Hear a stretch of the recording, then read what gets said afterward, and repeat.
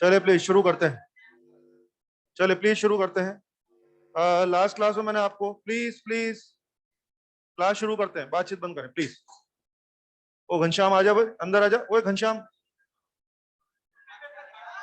चल।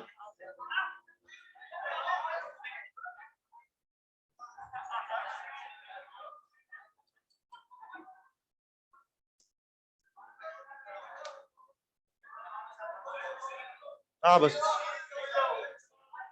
Please please class शुरू, आवाज नहीं आनी चाहिए। तो लास्ट क्लास में मैं आपको बता रहा था हिस्टेरिसिस कर्व के बारे में। उसमें मैंने दो बातें आपको लिखा दी है, एक तो रिटेंटिविटी और कोर्सिविटी, ये लिखा दिया मैंने। चलिए सुने, मुझे और बातचीत उसमें करनी है, प्लीज अच्छे से सीखे। मामला बहुत, उसमें बहुत सारा डिस्कशन करना बाकी है अभी। जो हिस्टेरिसिस कर्व मैंने आपको पढ़ाया था कुछ इस तरह से था, बनाइए मत, आपके पास लिखा हुआ है इस तरह का कर्व था। और आप देख रहे हैं this was forward retentivity, this was reverse retentivity. कम ज्यादा की बराबर? फॉरवर्ड कोर्सिविटी रिवर्स कोर्सिविटी क्या बराबर होते थे? ऐसा मैंने आपको लिखा है। 2 पॉइंट होगा हमारे पास। यस, चलिए उसी चीज को आगे बढ़ाएंगे। बहुत सारी बातें करना बाकी हैं, प्लीज आगे बात करने जा रहे हैं। अगला point, slope eight saturation. Slope eight saturation. हम कह रहे हैं कि सेचुरेशन में स्लोप कैसे निकालेंगे हिस्टेरिसिस कर्व का। इसके दो आंसर पॉसिबल हैं। कभी कभी आंसर 0 देना पड़ेगा, कभी कभी आंसर म्यू नॉट देना पड़ेगा, डिपेंडिंग ऑन की हिस्टेरिसिस कर्व के नाम पे आपके पास कौन सा कर्व है, आईएच वाला है कि पीएच वाला है। क्यों देना पड़ेगा, तो जवाब सुनिए। इसमें 2 पॉइंट बताऊंगा। बेटे आपके पास मान लीजिए आईएच कर्व था। अच्छा, स्लोप एट सेचुरेशन, सेचुरेशन को सेचुरेशन क्यों बोला था? क्योंकि फर्दर आई बढ़ रहा था कि कांस्टेंट हो गया था? कांस्टेंट। सेचुरेशन का मतलब क्या था? आई कांस्टेंट। याद है ना आप लोगों को? आओ, आईएच कर्व है। आईएच कर्व का स्लोप क्या लिखा जाएगा mathematically? D I by D H लिखा जाएगा ना। D I by D H लिखा जाएगा। आईएच कर्व का स्लोप क्या होता है? D I by D H. तो slope D I by D H. तुम कह रहे थे कि सेचुरेशन आई बिकम्स कांस्टेंट, तो आई कांस्टेंट हो जाएगा, तो कांस्टेंट का डिफरेंशियल कितना होगा? 0। यानी कि, और ध्यान रखना, स्लोप सारे जहान की बात नहीं कर रहे, सिर्फ कहाँ की बात कर रहे हैं? सेचुरेशन पॉइंट, यानी ये रहेगा। दूसरा, अगर मेरे पास आई एच ना हो, बी एच कर रहा है, तो फिर आइए मेरे साथ, स्लोप बराबर क्या डीबी बाई डी एच होगा इस बार तो। और डी बाई डी एच मतलब क्या हो गया हो? स्लोप बराबर डी बाई डी एच, तो अपनी जगह सही है। बी, कल पढ़ाया था बी के बारे में, म्यू नॉट एच प्लस आई। बोलो, लिख सकता हूं मैं आपके लिए? याद है? बी बराबर B naught plus B I. B naught plus B I, B naught को म्यू नॉट एच लिखा था आप लोगों ने, बी आई को म्यू नॉट आई लिखा था आपने। ऐसा लिख सकता हूँ मैं? यस, बहुत लॉजिकल बात कर रहे हैं। अब डिफरेंशिएट करें तो म्यू नॉट को बिठाओ बाहर। चलो अंदर मेरे साथ। एच का differentiation with respect to H 1, और आई आई तो कांस्टेंट है। इसका मतलब आज के बाद अगर मैंने कहा कि हिस्टेरिसिस कर्व का स्लोप बताइए सेचुरेशन वाले पॉइंट पर, तो आपका आंसर 0 भी हो सकता है और आपका आंसर म्यू नॉट भी हो सकता है। तो फिर ये कैसे डिसाइड होगा? आप एग्जामिनर से ये जानने की कोशिश करना कि आपके पास कौन सा वाला कर्व है। अगर उसने आईएच कर्व बोला तो नो डाउट 0 आंसर है, बीएच बोला तो no doubt mu naught answer है। और अगर मैं नाम नहीं बोल पाया, मैं बार बोलता रहा नहीं हिस्टेरिसिस कर्व है, हिस्टेरिसिस कर्व है, मैं नहीं बता रहा हूँ कौन सा वाला है, तो आंसर क्या दोनों संभव है? आंसर दोनों संभव, इट में भी 0 और इट में भी म्यू नॉट। सब लिख के दिया है, लिखें प्लीज।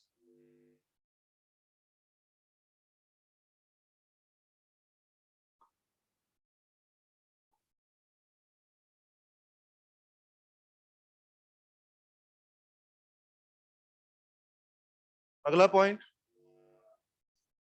वो स्ट्रेस के बारे में बातें कर रहे हैं हम लोग। स्लोप लोप हो चुका है, वेरी गुड, बहुत ही बढ़िया। अगला पॉइंट, शाबाश। अगला पॉइंट ये है, area of B H curve is equal to mu naught area of I H curve. मैं आपको कल से बोले जा रहा हूँ ना कि हिस्टेरिसिस कौन सा होता है? आई एच पी एच की दोनों होते हैं, दोनों होते हैं। हाँ दोनों होते हैं, लेकिन दोनों की देख रहे हैं स्लोप भी अलग अलग है। और आप जानते हैं दोनों का एरिया भी अलग अलग होगा। मुझे पूछा जाएगा कि दोनों का एरिया बराबर होता है क्या? नहीं होता है। मेरे पास आपके लिए क्या रिलेशन है? बी एच ग्राफ का एरिया आई एच ग्राफ के एरिया से म्यू नॉट टाइम्स होता है, ये मेरा जवाब है। कारण जानना है तो वही मैं बोल दूंगा, मैं सब बोल दूंगा, लिखते जाए। शाबाश, लिखते जाए, बहुत सारी बातचीत करनी है हमें।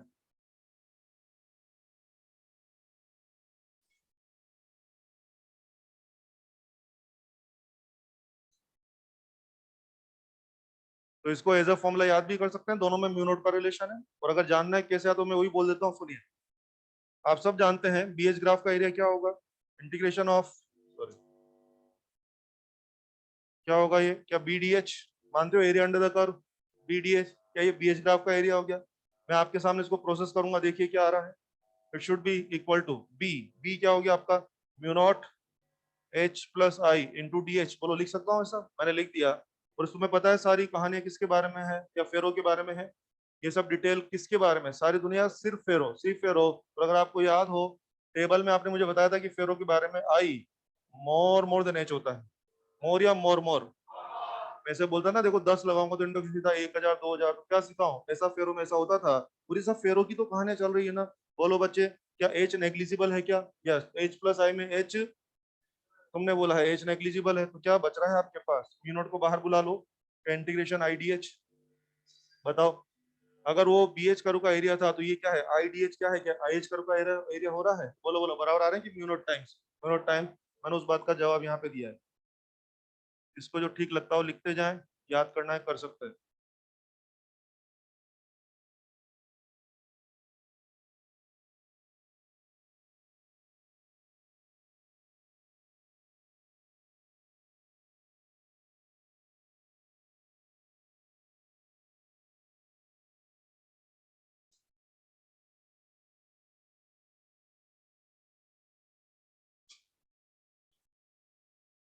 इसका यूज मैं कैसे करवा सकता हूँ छोटा मोटा, एक तो मैं आपसे सीधा रिलेशन पूछ सकता हूँ, क्या बोल दूंगा, दोनों का एरिया बराबर होता है, इसका कम होता है, उसका ज्यादा होता है, इसका डबल होता है, कुछ भी बोल देंगे, रिलेशन याद रखिए म्यू नॉट टाइम्स होता है। एक बात, दूसरी बात आपको जो नोटिस करनी चाहिए वो क्या है, सवाल बना सकता हूँ मैं इस पे, कभी कभी बोलूंगा आई एच ग्राफ का एरिया मान लीजिए 10, मन से बोल रहा हूँ, आई एच ग्राफ का एरिया 10, बी एच का एरिया होगा 10 या 10 म्यू नॉट, आई एच का एरिया है 100, बी एच का होगा 100 म्यू नॉट, उल्टा कर लो, बी एच का एरिया है 100, आई एच का एरिया होगा 100 बाय म्यू नॉट। बड़ा सिंपल एक फॉर्मूला की तरह आप इसको लर्न कर सकते हैं, ये मैं बोलना चाह रहा हूँ। चलिए आगे बढ़ते हैं। आपने कल नाम क्या लिखा था, कर्व का हिस्टेरेसिस, क्या नाम लिखा था, हिस्टेरेसिस। इसका नाम हिस्टेरेसिस क्यों, इसका कारण बताया मैंने आप लोगों को, नहीं बताया तो सुने। हिस्टेरेसिस वर्ड का अगर आप वर्ड मीनिंग देखेंगे डिक्शनरी में जाकर के, तो हिस्टेरिस का मीनिंग आपको मिलेगा लेट कमिंग, देर से आना, यस। हिस्टेरिस शब्द का मीनिंग देखिए मिलेगा लेट कमिंग, देर से आना। बिल्कुल ऐसा हो भी रहा है यहाँ पे, कारण समझिए। जब मैं इसको डीमैग्नेटाइज कर रहा था तो मैं एज को कम कर रहा था ना, एज कम करते करते मैं जीरो ले आया, लेकिन आई कम होते होते जीरो आया कि बाद में जीरो आया, आई एच के साथ जीरो नहीं हुआ, आई बाद में जीरो हुआ, तो बोलिए आई साथ चला कि लेट हो गया, लेट हो गया। आई जो है स्लो पड़ गया, सुस्त पड़ गया, लेट हो गया, इसी सेंस में इसका नाम क्या है, हिस्टेरेसिस कर्व है। तो एक पॉइंट बना के ये भी लिखें, ये भी क्वेश्चन है। देखो कि I I is lagging behind H, I is lagging, हो ना, लेगिंग लीडिंग होता है ना, लीडिंग मतलब आगे चलना, लेगिंग मतलब पीछे चलना, बोलो बोलो, आई आगे चल रहा है कि पीछे रह गया, यू नो लेट हो गया, something like lagging, lagging behind H, so hysteresis, so hysteresis. चाहो तो ब्रैकेट में नाम डाल लो लेट कमिंग। हाँ, क्योंकि बुक में एक क्वेश्चन है कि what do mean by hysteresis, तो उसमें चार ऑप्शन में चार लैंग्वेज देगा, तो हमारा आंसर क्या जाएगा, आई इज लेगिंग बिहाइंड एज, इसलिए क्या बोल दिया, लेट कमिंग। चल ये भी हो जाएगा। इस तरह से एक बहुत ही सुंदर शब्द है हिस्टेरेसिस लॉस, हिस्टेरेसिस लॉस, जी हाँ,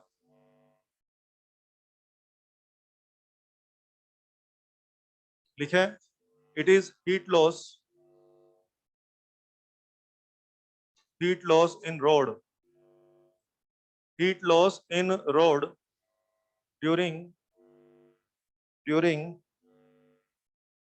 magnetization and demagnetization, during magnetization and demagnetization, magnetization and demagnetization, yes. बच्चों आपको याद है फेरो में हम क्या कर रहे हैं, बार बार उस रोड को, स्टेज में क्या बता रहा था, उसको मैग्नेट बना रहे थे या फिर खाली कर रहे थे, फिर मैग्नेट बना रहे थे, फिर खाली कर रहे थे। पता है, जब आप ऐसा कार्यक्रम चला रहे होंगे निश्चित रूप से आपकी रोड जो ना गर्म हो जाएगी, आपकी रोड में हीट प्रोड्यूस हो जाएगी, और हीट प्रोड्यूस हो जाएगी यानी कि कुछ ना कुछ एनर्जी हीट के फॉर्म में वेस्ट हो रही है ड्यूरिंग मैग्नेटाइजेशन एंड डीमैग्नेटाइजेशन, इसी को हमने क्या बोल दिया, हिस्टेरेसिस लॉस बोल दिया।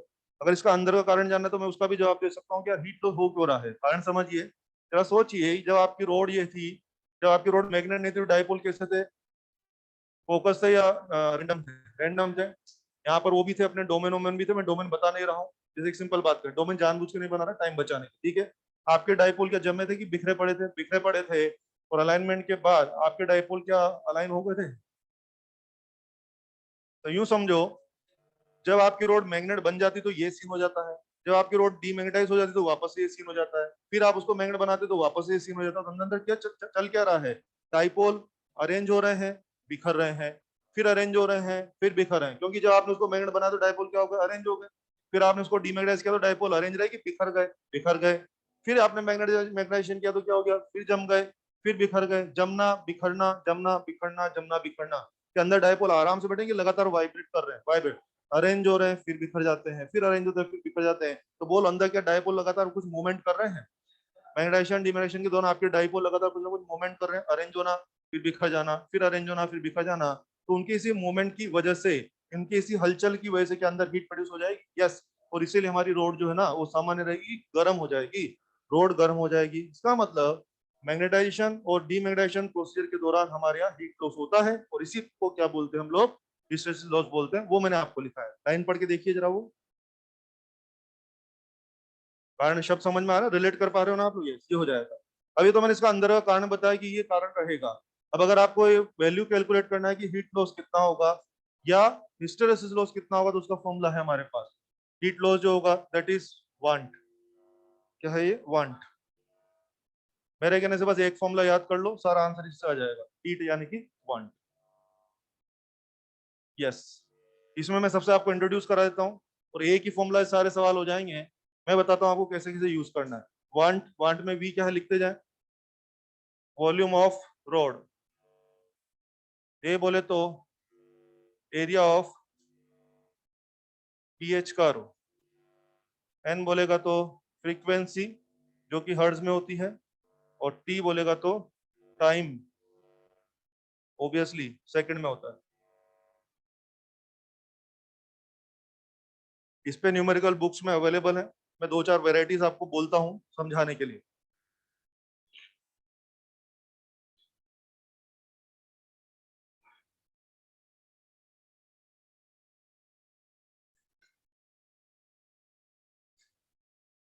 अब मैं इसमें बहुत सारा बोलूंगा, जो वेरियस प्रोफाइल जो बुक्स में अवेलेबल है क्वेश्चंस के बारे में, वो सब मैं आपको आइडिया देना चाह रहा हूँ। न्यूमेरिकल लिखवा नहीं रहा हूँ, जैसे वेराइटी बोल रहा हूँ, ठीक है। आइए, जैसे आपने कहा कि हाँ हमारे यहाँ मैग्नेटाइजेशन और डीमैग्नेटाइजेशन का प्रोग्राम चल रहा है, मैं कभी बोल दूंगा हाँ भाई बताओ हीट कितनी बनेगी या हिस्टेरेसिस लॉस कितना बनेगा, तो आप तुरंत ये फॉर्मूला पे आ जाना। सबसे इंट्रोड्यूस हो जाइए वापस से। V for volume of rod. जिस रोड पे आप खेल रहे हैं, जिस रोड पे आप लोग बातचीत कर रहे हैं, वो रोड का जो भी वॉल्यूम होगा मैं आपको दे दूंगा, लगा देना। A for area of BH curve. Area of BH curve मैं दे दूंगा, लगा देना। एन बोले तो फ्रीक्वेंसी। फ्रीक्वेंसी मतलब आप जो लगातार ये प्रोग्राम कर रहे हैं, मैग्नेटाइजेशन, डीमैग्नेटाइजेशन, मैग्नेटाइजेशन, इसको कोई ना कोई फ्रीक्वेंसी होती होगी। मैंने बोला फ्रीक्वेंसी 30 हर्ट्ज है, इसका मतलब 30 साइकिल इन 1 सेकंड। मैंने बोला 40 हर्ट्ज है, 40 cycle in 1 second. And do you know one cycle में क्या क्या काम होता है? वन साइकिल में, हाँ, फॉरवर्ड का पूरा भरना, फॉरवर्ड का पूरा खाली होना, रिवर्स का पूरा भरना, रिवर्स का पूरा खाली होना, और फॉरवर्ड का पूरा भरना। जो मैं कल बोल रहा था ना, वो पूरा क्या है? वो पूरा सिर्फ और सिर्फ एक साइकिल है। अगर मैं बोल रहा हूँ कि 30 हर्ट्ज फ्रीक्वेंसी, इसका मतलब क्या हो गया? ऐसा काम 1 सेकंड में 30 बार हो रहा है। ऐसे साइकिल कितने हैं? 1 सेकंड में 30 है। अगर मैं बोल रहा हूँ 60 हर्ट्ज फ्रीक्वेंसी, का मतलब क्या हो गया? 1 सेकंड में ऐसे कितने साइकिल है? 60 है। That is the meaning. तो मैं आपको एन दे दिया करूंगा, तो एन भी आप यहाँ लगा देना। टी बोले तो टाइम। मैं बोलूंगा ये प्रोग्राम चल रहा है मैग्नेटाइजेशन और डिमैग्नेटाइजेशन का, मैं बोलूंगा 10 सेकंड में बताइए कितनी हीट बन जाएगी, 10 लिख देना। मैं बोलूंगा 5 मिनट में कितनी हीट बन जाएगी, तो 5 मिनट।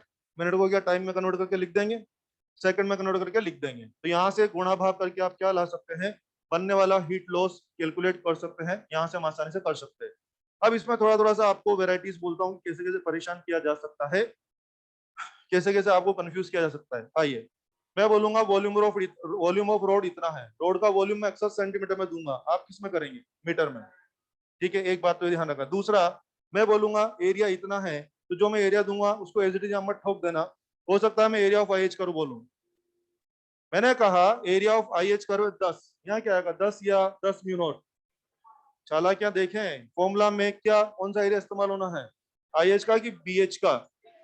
तो अगर मैंने बोला एरिया ऑफ बीएच करो 10 है तो 10 ही आ जाएगा, लेकिन मैं बोला एरिया ऑफ आईएच करो 10 है, तो 10 नहीं लिख देना, क्या लिख देना, 10 का इंटू यू नॉट लिख देना। आ रहा है समझ में? एक बात, एन तो फ्रीक्वेंसी हो ही जाएगा, टाइम किसमें करके देना, सेकंड में। मैं बोलूंगा 10 मिनट में हीट बताया तो 10 थोड़ी ना आएगा, यहाँ पे 10 इंटू 60 आकर के फिर आपका आंसर आएगा। ध्यान रहेगा सबको ये? चलिए यहाँ से आप हीट कैलकुलेट कर सकते हैं। अब आइए जरा कुछ बातें करता हूँ और ध्यान दीजिए। अगर मैंने पूछा कि टी टाइम में, मैंने पूछा टी टाइम में कितनी हीट बनेगी, that is one, that is one. और सुनिए मैंने कहा एक सेकंड में कितनी हीट बनेगी, वन या वन, वन। एक सेकंड में कितनी हीट बनेगी, वन। और एक सेकंड में क्या एन साइकिल हो रहे होंगे, तो एक सेकंड में वन हीट बनेगी, एक साइकिल में कितनी बनेगी, वाह। एक सेकंड में कितनी हीट बनेगी, वाह। और एक सेकंड में, सॉरी एक सेकंड नहीं, एक साइकिल में यूनिट वॉल्यूम ऑफ रोड के लिए बनेगी, फिर सुन ले, हाँ हाँ, अरे इसे कराओ मत दर्द से, सुनो। जरूरी नहीं कि आपको हमेशा टी टाइम की पूछा जाए, आपके जो वेरियस प्रोफाइल हैं बुक्स के अंदर वो तरह तरह की भाषा है।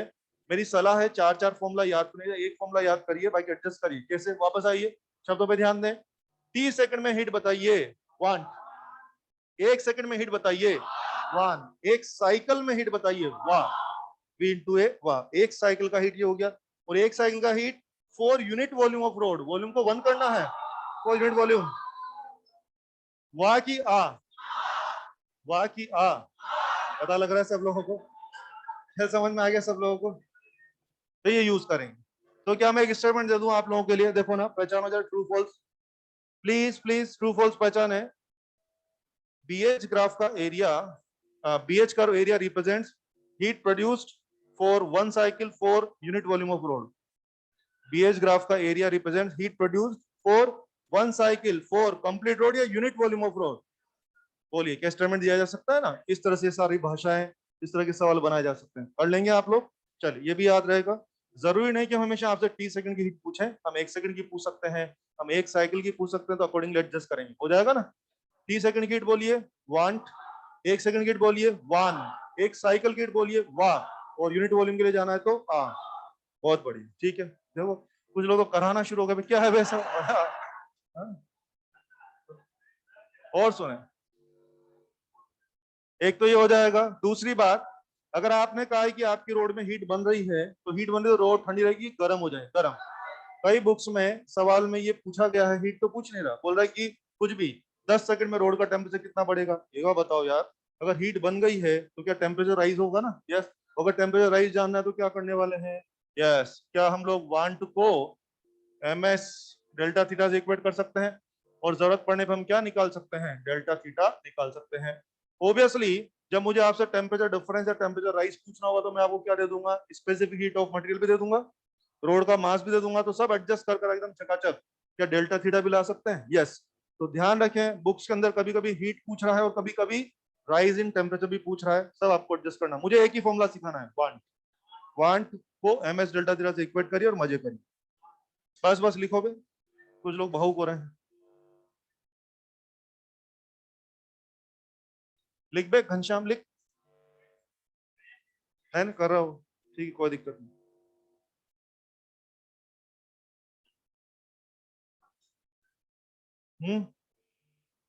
बोलू मैं?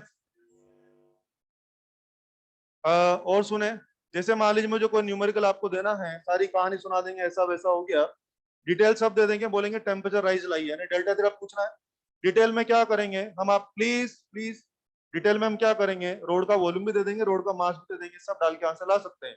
कभी वॉल्यूम और मास देने की बजाय रोड की डेंसिटी दे देंगे। यू नो डेंसिटी क्या होता है, मास अपॉन वॉल्यूम, एडजस्ट कर लेंगे वो। और फिर डेंसिटी में भी चालाकियां की जाएगी, हो सकता है डेंसिटी हम आपको सीजीएस में पकड़ा दें, तो एज इट इज यूज करेंगे या एमकेएस। वो सब बातों का ध्यान आपको रखना है। मेरे पास हीट का फॉर्मूला के नाम पे केवल वांट है, उसी को ढंग से एडजस्ट करना है, एमकेएस वगैरह ध्यान रखना, हो जाएगा। ये था हिस्टैरिसीस लॉस यानी कि हीट लॉस के बारे में। मुझे बताइए, जिस ग्राफ का बीएच एरिया ज्यादा होगा शायद उसमें हीट लॉस ज्यादा होंगे, जिस ग्राफ का बीएच एरिया कम होगा शायद उसमें हीट लॉस या हिस्टैरिसीस लॉस क्या होंगे, कम होंगे। ये बात पक्की करके चल रहे हैं हम लोग, ठीक है, ये भी हो जाएगा। इधर देखिए, अभी हम क्या पढ़ रहे हैं, फेरो के बारे में दुनिया भर की बातें कर रहे हैं, सारे पॉइंट्स मैंने आपको बताए हैं। ध्यान दीजिए, फेरो मटेरियल फर्दर दो प्रकार के होते हैं, एक होता है सॉफ्ट फेरो, एक होता है हार्ड फेरो। तो लिखें अगला पॉइंट, लिखें अकॉर्डिंग टू कोर्सिविटी।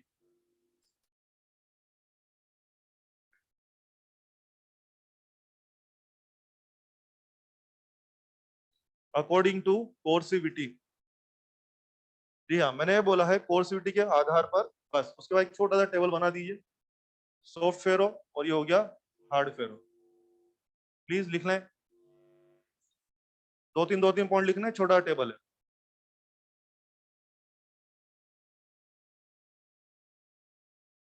ठीक है, ध्यान दीजिए बच्चों, आजकल अपन फेरो पढ़ रहे हैं ना। फाइनली आपने कल फाइनलाइज किया था मैग्नेट बनाने के लिए, फाइनली कौन सा मटेरियल चुना जाएगा? फेरो। फेरो मटेरियल भी आज के बाद दो टाइप होते हैं, सॉफ्ट फेरो और दूसरा है हार्ड फेरो। और ये बंटवारा करने का आधार क्या है? कोर्सिविटी। बुक्स में क्वेश्चन अवेलेबल है कि बंटवारा किस आधार पे हुआ है। मैं फिर कहूंगा दिस सिंपली अबाउट कोर्सिविटी। अब इनके बारे में तुलना करनी है, ध्यान दें। सॉफ्ट में दोनों क्वालिटी कौन कौन सी थी? कोर्सिविटी एंड रिटेंटिविटी। सोर्स में दोनों चीजें होती है कम कम, और उसमें दोनों चीजें कम कम की हाई हाई। लिखें, सॉफ्ट में लिखें low coercivity, low retentivity.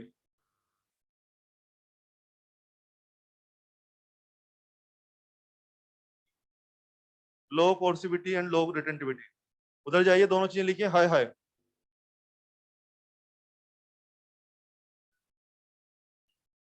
High कोर्सिविटी और हाई रिटेंटिविटी।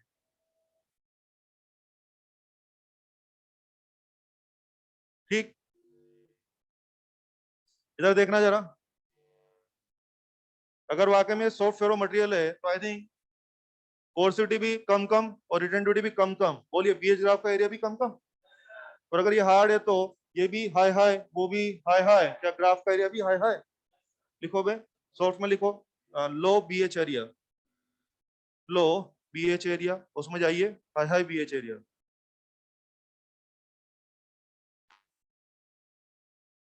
उसमें जाए हाई हाई बीएच एरिया।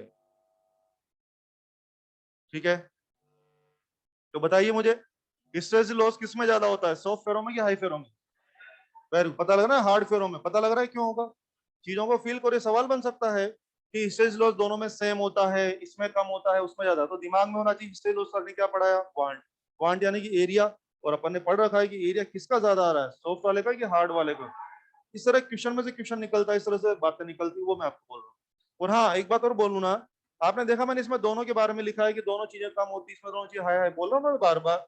तो पता है बच्चों में एक गलत फहमी हो जाती है। बुक्स में एक क्वेश्चन अवेलेबल है कि जो बंटवारा हुआ है वो किसके आधार पे हुआ है?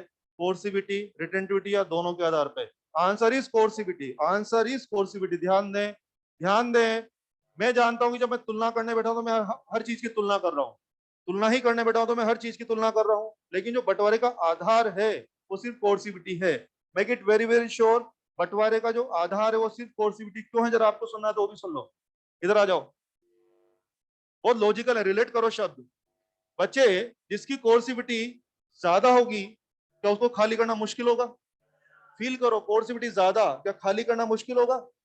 हार्ड, हार्ड खाली करना हार्ड है। जिसकी कोर्सिविटी कम है क्या उसको खाली करना आसान होगा?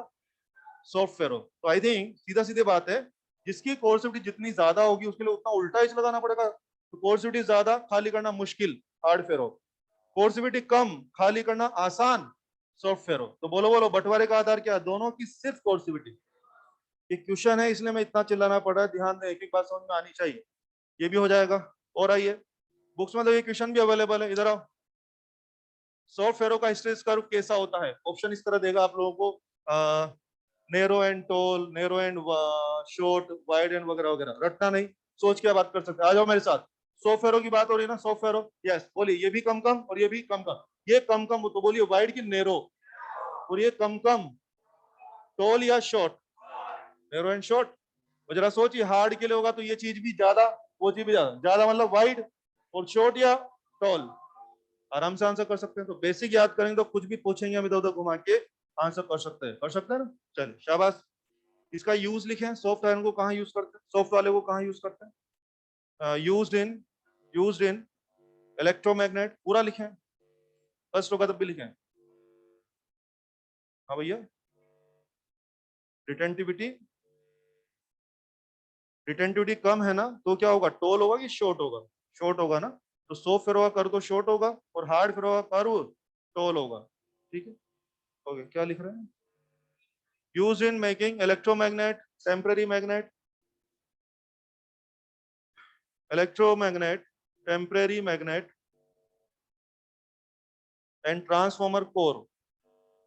ट्रांसफॉर्मर कोर, कोर होता है ना, CORE, कोर, ट्रांसफॉर्मर कोर। उधर जाइए, used in making permanent magnet, used in making permanent magnet.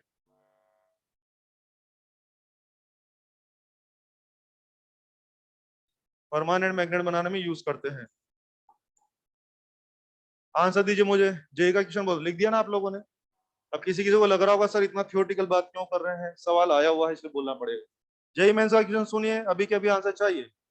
For making electromagnet material should have, चार ऑप्शन थे, दोनों चीजें कम कम, दोनों चीजें ज्यादा, ये रिटेंटिविटी कम और वो ज्यादा वगैरह वगैरह। पहली बात, इलेक्ट्रोमैग्नेट यानी कि हार्ड फेरो या सॉफ्ट फेरो, दोनों चीजें कम कम, ये आंसर हो गया। ये जेई मेन में आया हुआ थियोरटिकल क्वेश्चन है, तो अपने यहाँ तो जरूर आ सकता है, वहां तो जनरली कैलकुलेशन वाले क्वेश्चन आते हैं, वहां पे इस तरह का क्वेश्चन आ चुका है।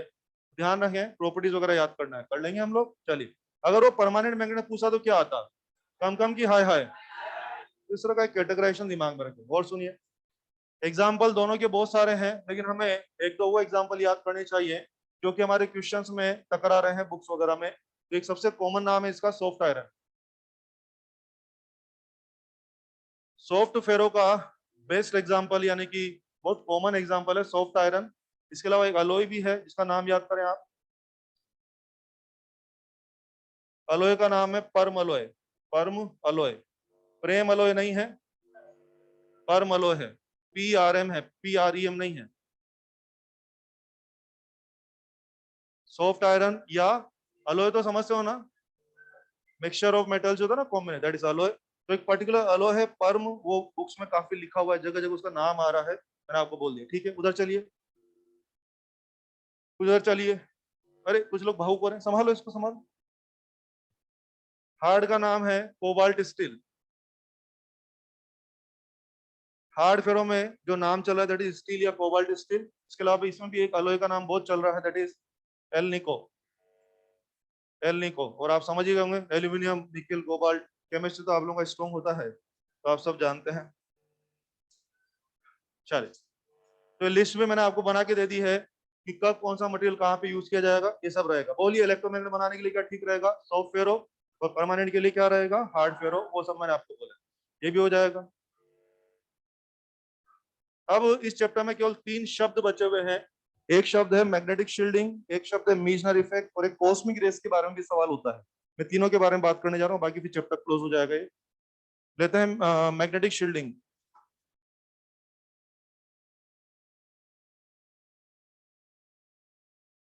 क्या हुआ, कुछ कहना है, कुछ पूछना है क्या, पढ़ू मैं आगे। मैग्नेटिक शील्डिंग, आइए बात करते हैं इसके बारे में। मैग्नेटिक शील्डिंग का कॉन्सेप्ट डेवलप करने के लिए मुझे थोड़ा सा आपकी कुछ पुरानी नॉलेज यूज करनी पड़ेगी। जैसे मान लीजिए कोई इंस्ट्रूमेंट है, सोफिस्टिकेटेड इंस्ट्रूमेंट है ये, अगर आपने मुझे बताया है कि अगर इस इंस्ट्रूमेंट के ऊपर मैग्नेटिक फील्ड अप्लाई हो जाएगा तो ये इंस्ट्रूमेंट जो है ना खराब हो जाएगा, तो मैं क्या करना चाहूंगा, मैं इस इंस्ट्रूमेंट को क्या मैग्नेटिक फील्ड से प्रोटेक्ट करना चाहूंगा, हम इसको मैग्नेटिक फील्ड से बचाना चाहेंगे, प्रोटेक्शन देना चाहेंगे। तो कोई चीज को मैग्नेटिक फील्ड से प्रोटेक्शन देना, that is called magnetic shielding. ठीक है, इसका कॉन्सेप्ट डेवलप करते हैं। ध्यान दें, सॉफ्ट आयरन का नाम आपने बहुत सुना होगा, सॉफ्ट आयरन का नाम, सॉफ्ट आयरन जो है ना, इसका म्यू आर मेंशन है बुक्स में 2000 के आसपास होता है। यानी कि यूं समझिए, दुनिया में जितने ही मटेरियल अगर उन सबका म्यू आर की लिस्ट बनाते हैं तो बेस्ट म्यू में किसका नाम चलता है, सॉफ्ट आयरन का।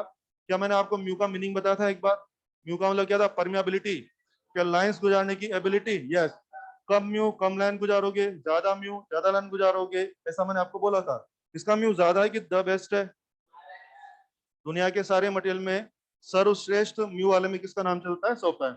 तो बच्चों जरा पकड़ो इस बात को, इसका म्यू बेस्ट है, इसका मतलब क्या हो गया, ये लाइन वो खुद में से जाने से मना करेगा कि वेलकम, वेलकम की मोस्ट वेलकम।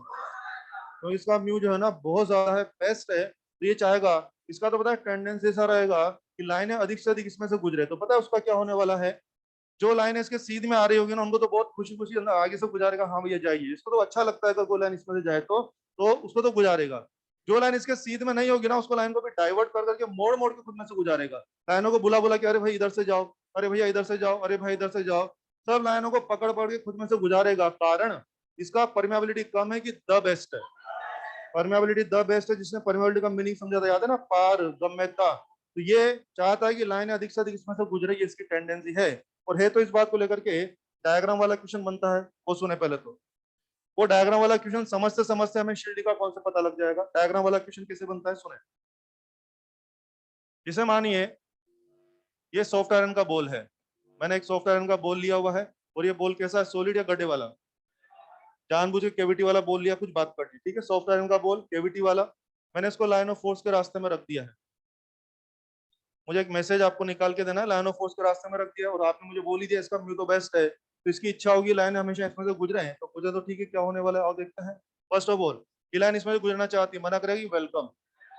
इसे तो खुशी होती है कोई लाइन इसमें से गुजरे तो बहुत अच्छी बात है, जाइए। ये लाइन इसमें से गुजरना चाहती है, बिल्कुल जाइए, लेकिन एक समस्या आ गई है। अगर लाइन सीधे जाएगी तो बोलो इस मटेरियल में से क्या हो, वैक्यूम में चली जाएगी।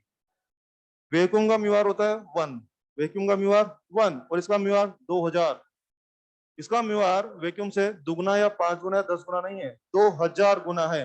क्या चला है, लाइक की तगड़ा लाइक। इसकी इच्छा होगी लाइन जो है ना हर हाल में इसी में रहे, इधर उधर ना जाए, इसको छोड़कर के लाइन इसी में रहे। तो लाइन अगर थोड़ी देर भी वैक्यूम में जाने की बात करें तो क्या बोलेगा, मुड़ जाना मगर छोड़ के मत जाना। अब समझ में आ रहा है तगड़ा लाइक क्या होता है। थोड़ा थोड़ा अभी पूरा नहीं समझ पाएंगे, अभी आप छोटे हैं, अभी याद कर लो कि हाँ कुछ होता है, ठीक है ना। तो क्या हो गया, आप देख रहे हैं मैं भी सत्य की तलाश में हूँ भाई। मैं भी सत्य की तलाश में हूँ, अगर मुझे मिलेगा तो मैं आपको भी बता दूंगा। मैं भी ढूंढ रहा हूँ सत्य की तलाश में। हाँ सुनो बे, सुनो बे तुम्हारी इसमें। तो अभी क्या रहा कि लाइंस अगर यहाँ से जा रही है, सुनो सुनो, लाइंस अगर यहाँ से जा रही है तो लाइन अगर सीधे जाएगी तो मटेरियल में से वैक्यूम में जा रही थी ना लाइन, लेकिन इसका म्यू वैक्यूम की तुलना में बहुत ज्यादा है, तो लाइनों को मोड़ देगा, डाइवर्ट कर देगा, लेकिन लाइनों को अधिक से अधिक खुद में से रखने की या गुजारने की टेंडेंसी इसकी रहेगी। तो लाइन अगर थोड़ा एक पल के लिए भी छोड़ के जा रही तो क्या बोलेगा, ना ना मुड़ जाना मगर। ये लाइन फिर समस्या आ गई, बोले मुड़ जाना मगर। ये लाइन जा ही रही है, और सुने और सुने, ये लाइन देखना। यस, ये लाइन इसके सीधे में नहीं आ रही, कि ये आराम से यहाँ निकल सकती थी ना, लेकिन क्या बोलेगा, मुड़ जाना मगर मिलके जाना। ये लाइन देखो आराम से सीधे निकल सकती थी ना, ये क्या बोलेगा, नहीं नहीं नहीं, मुड़ जाना मगर मिलके जाना। This the style of soft iron. बस पास में क्लास चल रही, make sure this the style of soft iron, मुड़ जाना मगर छोड़ के। This the pattern of soft iron because it is metal या हाई परमेबिलिटी। बच्चों बेस्ट परमेबिलिटी की वजह से इसकी टेंडेंसी है सारी लाइनों को मोड़ तोड़ मरोड़ के खुद में से गुजारेगा, उनको इधर उधर भागने ना देगा।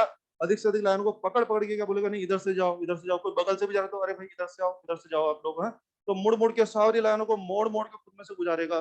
दैट इज द वे, मुड़ जाना मगर छोड़ के, स्टाइल ऑफ सॉफ्ट आयरन। तो हमारे पास जो है ना इस तरह के डायग्राम वाले क्वेश्चन है बुक्स में, उसमें आपको ये सब पकड़ना पड़ेगा। 4 फोटो छाप देंगे, बोले पसंद करो, कर लोगे पसंद।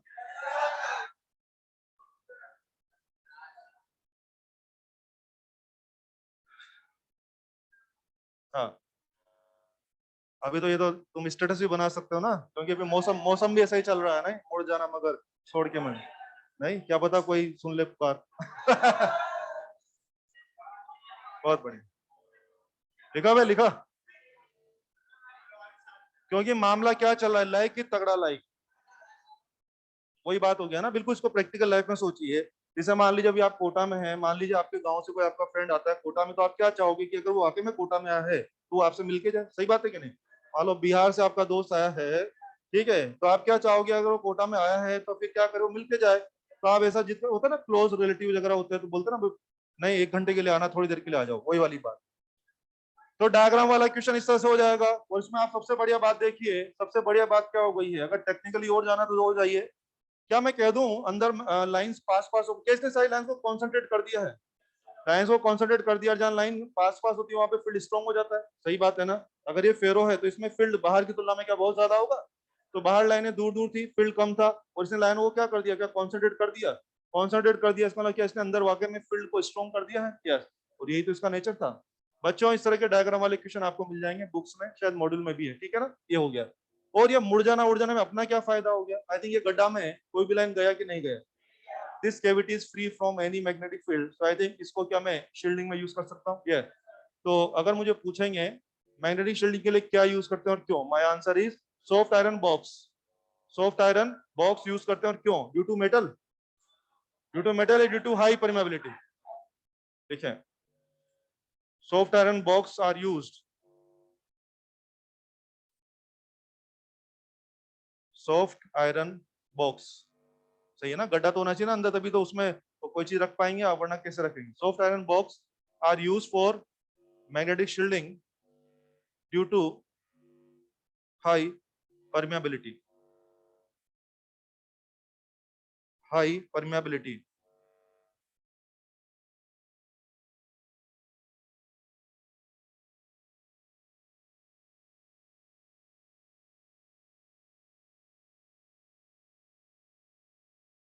ये था मैग्नेटिक शील्डिंग का कॉन्सेप्ट, और इस तरह के डायग्राम वाले क्वेश्चन आप मैनेज कर लेंगे।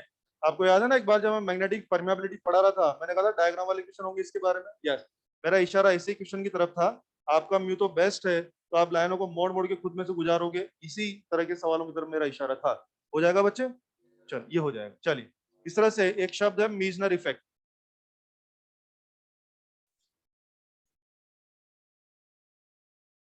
अभी एम्स में 4-5 साल पहले इसका एक क्वेश्चन था, मीजनर इफेक्ट के बारे में बात कर रहे। बेसिकली मीजनर एक साइंटिस्ट का नाम है, उन्होंने रिसर्च करके एक जानकारी निकाली, उसको हम बोलते हैं मीजनर इफेक्ट। क्या जानकारी निकाली इन्होंने? लिखे हैं, superconductors, superconductors behave like, behave like ideal dia, behave like ideal dia, diamagnetic. जी हाँ, मैं बोलता हूँ इन्होंने क्या जानकारी निकाली। बच्चों, आप लोगों ने कंडक्टर खूब पढ़ा ना, मेटल वगैरह कंडक्टर थे, क्या आपको पढ़ाया गया था कि वो जो कंडक्टर थे, अगर उनको आप बहुत लेवल लोअर पे ले जाएंगे टीसी पर, क्या वो सुपर कंडक्टर का बिहेव करते थे ना? तो इन्होंने क्या किया, जो साइंटिस्ट थे, इन्होंने सुपर कंडक्टर मटेरियल पे स्टडी किया, और सुपर कंडक्टर पे स्टडी करके उनको क्या बिहेवियर मिला कि सुपर कंडक्टर मटेरियल जो होता है ना, वो डाया का नहीं, आइडियल डाया का बिहेव कर रहा है। अब बोले डाया और आइडियल डाया में क्या फर्क है, वो सुनिए। डाया मैं लगाऊंगा 10, तो उसमें इंडक्शन हो रहा है -2, याद है ना? मैंने लगाया 10, इंडक्शन हो रहा है -2, डाया। इन्होंने क्या पाया, सुपर कंडक्टर में इन्होंने लगाया 10, इंडक्शन ठीक -10। इन्होंने लगाया 20, इंडक्शन ठीक -20। तो इन्होंने इसको क्या बोला कि उल्टा इंडक्शन हो रहा है, और कम या ठीक बराबर। तो उन्होंने इसको नाम दे दिया, यार ये तो डाया नहीं है, तो कैसा है, आइडियल डाया या परफेक्ट डाया है। और इसी जानकारी को निकालने के बाद में इनका नाम, इसका नाम क्या हो गया, मीजर इफेक्ट। और आपको लगता होगा छोटी सी लाइन है, 5-7 सवाल तो मैं बना सकता हूँ इस लाइन पे, कैसे? आ जाओ। यस, अगर ये बात है, अगर ये वाकई में ऐसा हो रहा है, तो जरा देख लो। क्या मैं कह दूं आई बराबर कितना होगा, क्या -H? सुपर कंडक्टर के लिए आई क्या होता है, ठीक उल्टा है ना, बराबर माइनस, ये हो जाएगा। इसका मतलब काई कितना हो जाएगा बेटे, -1। इसका मतलब म्यू आर कितना हो जाएगा, 1 + काई क्या 0। इसका मतलब म्यू कितना हो जाएगा, 0। इसका मतलब इस मटेरियल के अंदर नेट मैग्नेटिक फील्ड कितना हो जाएगा, 0। बोलो, ये सारी जानकारी किसके है, सबके बारे में या सुपर कंडक्टर के बारे में? सुपर कंडक्टर के बारे में अगर कोई भी पूछे, देखो कितने सारे सवाल बन गए, मैं पूछूंगा, सवाल पूछने का तरीका, superconductor behaves like, option ferro, para, dia, ideal dia. Superconductor में आई और एच का रिलेशन क्या होता है, ऑप्शन देंगे, आई बराबर एच, आई लेस देन एच, आई मोर देन एच, वगैरह वगैरह। क्या आई बराबर ठीक एच हो रहा है? यस, ये हो गया। सुपर कंडक्टर का काई होता है 0, -1, +1, 0 और 1 के बीच में, एक से ज्यादा, एक से कुछ भी बना के देंगे। सुपर कंडक्टर का काई सिर्फ क्या होता है, -1। सुपर कंडक्टर का परमेबिलिटी होता है 0। सुपर कंडक्टर के अंदर मैग्नेटिक फील्ड होता है 0। खूब सारे सवाल बन सकते हैं।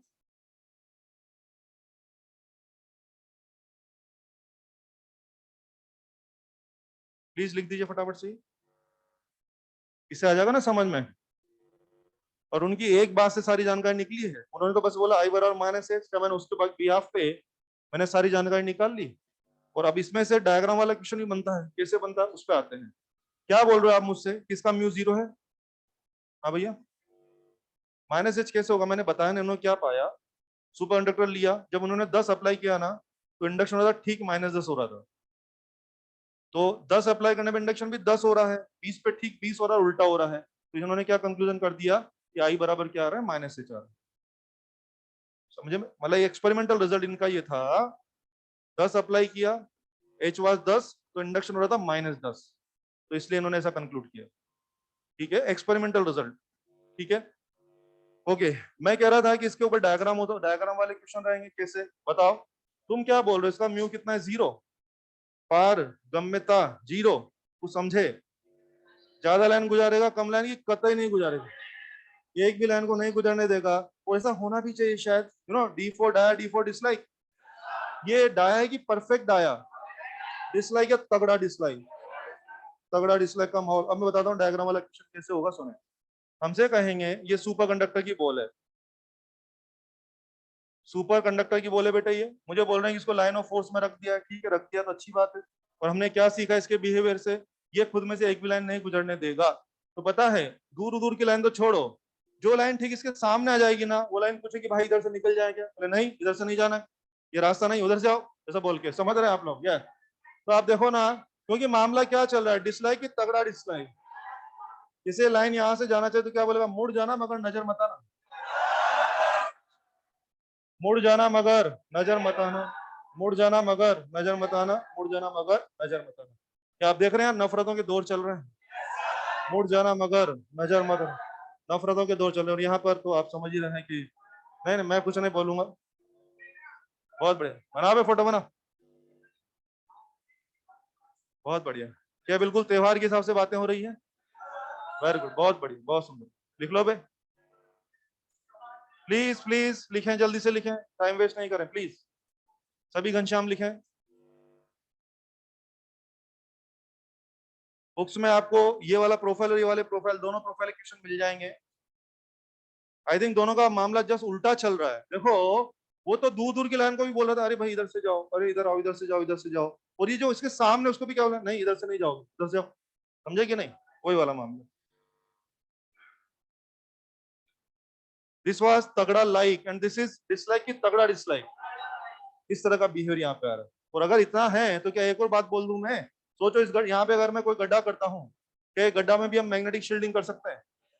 इसीलिए भी जवाब बनता है, क्या मैग्नेटिक शील्डिंग के लिए सुपर कंडक्टर यूज कर सकते हैं? ऑफ कोर्स कर सकते हैं। तो लिख दो आगे, सुपर कंडक्टर को भी अपन मैग्नेटिक शील्डिंग में यूज कर सकते हैं।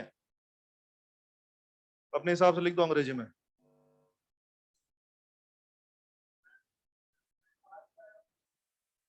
क्या चीज? इसका मतलब क्या हो गया? लाइनों को डिसलाइक कर रहा है, रिपेल कर रहा है, समथिंग लाइक दैट ना। अब आप मुझे मुझे नहीं पूछोगे सब ये एंगल 90 होगा, 30 होगा, ऐसा कुछ एग्जैक्ट बिहेवियर नहीं है। नेचर के ऐसा ऐसा हो रहा है, उस बात को रिप्रेजेंट करने वाला फोटो बना। ये लाइंस को क्या कर रहा है? लाइक की डिसलाइक, डिसलाइक या तगड़ा डिसलाइक। अभी तेरी मान लो तेरे किसी दोस्त से लड़ाई हो जाती है तो उसको क्या बोलता है? बोले आज के बाद मेरे सामने मत आना, हड्डियां तोड़ दूंगा तेरी। बोलता है कि नहीं? क्या बोलता है? बोले इधर मत आना, आज के बाद उधर से निकल जाना। हाँ? होता है कि नहीं? है, तुम लोग तो अभी छोटे हो, तुम नहीं समझते हो सर।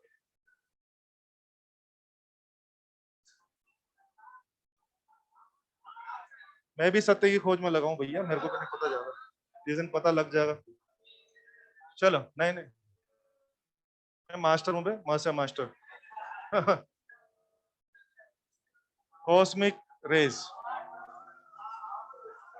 लिखो लिखो। एक अपनी बुक्स में कॉस्मिक रेस को लेकर बड़ा आर्गुमेंट है, कॉस्मिक रेस कहाँ आ जाएंगी और कहाँ नहीं आएंगी। तो लिखें थोड़ा सा, cosmic rays are, cosmic rays are high energy protons, high energy protons.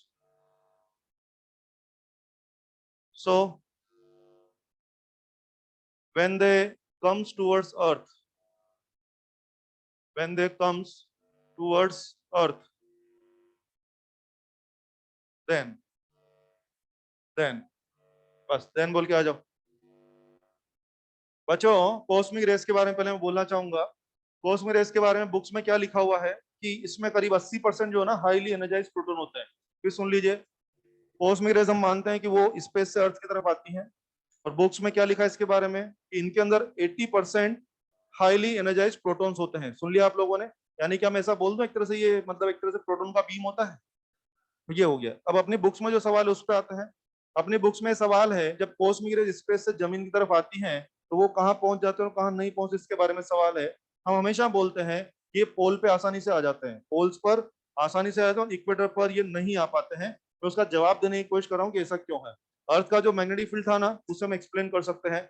आपने बोला जब ये अर्थ की तरफ आते हैं तो क्या होगा, आओ विचार करते हैं क्या होगा।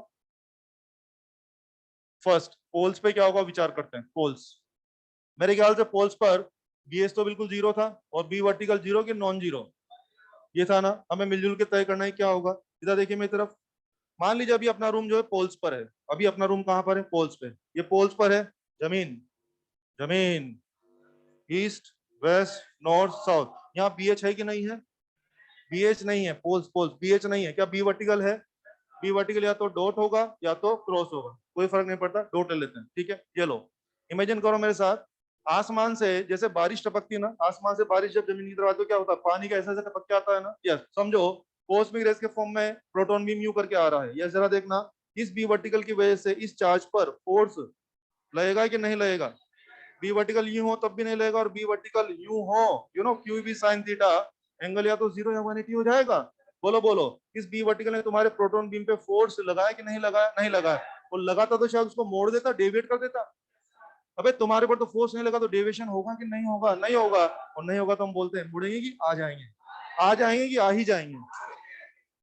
बी एच जीरो लिखते जाए, फोर्स जीरो, और बी वर्टिकल नॉन जीरो तो भी फोर्स जीरो रहा, कारण V पैरेलल टू क्या हो रहा है, बी वर्टिकल। समझ में आ रहा है क्या, V और बी वर्टिकल पैरेलल या एंटी पैरेलल, वो मैंने लिख दिया, ठीक है। हाँ हाँ, तुम्हारे पर फोर्स नहीं लगा तो मैं कह दूं no deviation, so comes easily at poles. एक स्टेटमेंट दिया जाता है, कॉस्मिक रेस पोल्स पर आसानी से आ जाती है। मैंने उसका एक्सप्लेनेशन देने की कोशिश करी है। पॉइंट समझ में आ रहा है क्या। अब हम बोलते हैं इक्वेटर पर नहीं आ पाते हैं, तो चलो इक्वेटर पर चलते हैं। एट इक्वेटर, हाँ जी, इक्वेटर पे आ जाओ जरा। इक्वेटर में मैंने सुना है कि बी वर्टिकल तो नहीं होता है और बी एच होता है, ऐसा मैंने सुना है। सही सुना है, वेरी बहुत बढ़िया।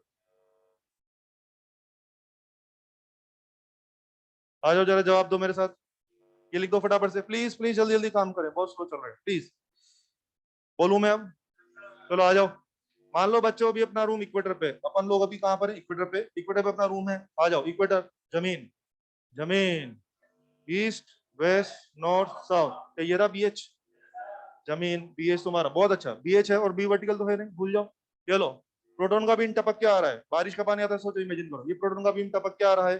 क्या बीएच और बीएच और वेलोसिटी क्या परपेंडिकुलर हो गए हैं, सर्कुलर मोशन, फोर्स लगेगा। फोर्स की डायरेक्शन निकालें मेरे साथ, यूं, और प्रोटॉन नीचे टपक रहा है तो यूं, क्या फोर्स उधर लग रहा है, फोर्स उधर लग रहा है, तो जरा से उसने, हाँ, प्रोटॉन बीम जो यूं आ रहा था ना, फोर्स की वजह से क्या सीधा आएगा, ये डेविएट हो जाएगा। उधर फोर्स लगा तो उधर डेविएट हो जाएगा, और इधर लगता तो इधर हो जाता। अरे मुद्दा है नहीं कि फोर्स उधर लगेगा किधर लगेगा, मुद्दा है कि यार वो आते आते आते मुड़ जाएगा, डेविएट हो जाएगा, और मुड़ जाएगा और डेविएट हो जाएगा, तो क्या कहें, पहुंचे कि नहीं पहुंचे, नहीं पहुंच पाया। चलो लिख दो एक बार, एफ एम जीरो, और इसकी वजह से F M non zero, non zero कारण वी परपेंडिकुलर क्या हो रहा है बेटे, बी एच। वी और बी एच परपेंडिकुलर तो फोर्स अवश्य लगा है, और फोर्स लगा है, क्या मैं कह दूं, डेविएशन, डेविएट हो गया तुम्हारा बीम, और डेविएशन हो गया तो फिर आगे लिख दीजिए, deviation so can not reach at equator, equator पर नहीं आते हैं।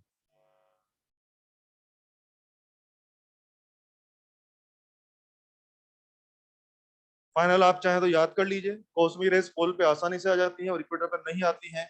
इसका जवाब मैंने आपको अर्थ के मैग्नेटिक फील्ड वाले कंपोनेंट से एक्सप्लेन करने की कोशिश की, ये इसका जवाब। और सुने आप लोग, अब मैंने आपको ये बता दिया कि इक्वेटर पर नहीं आते, बोला ना मैंने आप लोगों को, अब सुने। और हमें एग्जामिनर का इंटेंशन जानना पड़ता है कि उसका अगले का इंटेंशन क्या है। ध्यान दीजिए, अभी 2 साल पहले करीब जो मेजर टेस्ट चल रहे थे अपने एलन के अंदर ही, तो उसमें क्या हो रहा था, एक क्वेश्चन आया, मैं अपने अपनी ही बात पे आ रहा हूँ। उसमें एक क्वेश्चन आया, कॉस्मिक रेज ऑप्शन थे, पोल पर नहीं आते हैं, इक्वेटर पे आ जाते हैं, इक्वेटर पर नहीं आते, वगैरह वगैरह ऑप्शन था। एक ऑप्शन था नेवर रीच एट इक्वेटर, एक ऑप्शन था never never reach at equator. तो लोगों को लगा सर ने लिखा है ना नेवर रीच एट इक्वेटर, मैंने लिखा है ना, बोले ये हो जाएगा। उसी में फोर्थ ऑप्शन था can reach at equator if their kinetic energy is very high, can reach at equator if their kinetic energy is very high, क्या वो बेटर आंसर हो जाएगा। अब इस पे मत चिपकना यार कि सर आपने तो कहा था कि इक्वेटर पे नहीं आएंगे, अरे यार थोड़ा चीजों को समझा करो ना। अरे यार सामान्य बात होगी तो आप नहीं आ पा रहे हो, लेकिन सोचो अगर उनकी काइनेटिक एनर्जी बहुत ज्यादा होगी तो बोलो डेविएट होने के बावजूद भी क्या आ ही जाएंगे ना, क्योंकि उनकी स्पीड इतनी ज्यादा थी कि उनको प्रॉपर्ली डेविएट होने का मौका नहीं मिलेगा। जैसे मान लो अपन लोग बाइक चला रहे हैं, सुनो सुनो इमेजिन कराता हूँ। अपन लोग बाइक चला रहे हैं और बाइक चला रहे हैं और मान लीजिए अचानक सामने मान लीजिए कोई दीवार अपने को दिखी, पहले नहीं दिखी, अचानक दिखी, बाइक चला रहे हैं, तो अपन क्या करेंगे, दीवार से भिड़ने से बचने के लिए बाइक को मोड़ेंगे ना। एक कॉमन सेंस क्या बताओ यार, अगर मान लीजिए बाइक नॉर्मल स्पीड पे है तो आई थिंक हम लोग आराम से बचा लेंगे, और मान लो बाइक फुल स्पीड पे थी तो बोलो कितना भी मोड़ेंगे क्या घुस ही जाएंगे? नहीं नहीं, ईमानदारी की बता, बहुत प्रैक्टिकल बात नहीं है। मान लो अपनी गाड़ी बहुत तेज चला रहे हैं, रास्ते में कोई मान लीजिए कोई आगे आदमी या कोई जानवर गाड़ी के सामने आ जाएगा तो अपन क्या थोड़ा गाड़ी को मोड़ने की कोशिश करते हैं ना। तो अगर आपकी गाड़ी नॉर्मल स्पीड पे होगी, कंट्रोलेबल स्पीड पे होगी, तो क्या होगा, कहीं ना कहीं आप बचाव कर पाएंगे। आपकी गाड़ी बहुत स्पीड पे थी तो सामने को अचानक दिखा तो आप बचाना भी चाहोगे तो भी शायद उसको बचा नहीं पाओगे, क्या टक्कर हुई जाएगी ना? यस। तो बोलिए आपकी काइनेटिक एनर्जी बहुत ज्यादा थी तो बोलिए क्या पहुंच ही गए वहां पे? कोई मामला है। तो मैं अपनी बात पे आज भी अड़ी हूँ। अगर सामान्य बात तो मुझे बोलना इक्वेटर पर नहीं आते हैं, लेकिन अगर आप लोगों ने उसमें सामान्य बात इक्वेटर पर नहीं आएंगे, लेकिन अगर उसमें बोला है कि हाई काइनेटिक एनर्जी तो क्या बोल दें इक्वेटर पे आ सकते हैं, तो आप इसमें चाहो तो ऐड कर लो एक लाइन और, मैंने अपनी तरफ से बोल दिया। अगर काइनेटिक एनर्जी हाई होगी तो आ भी सकते हैं।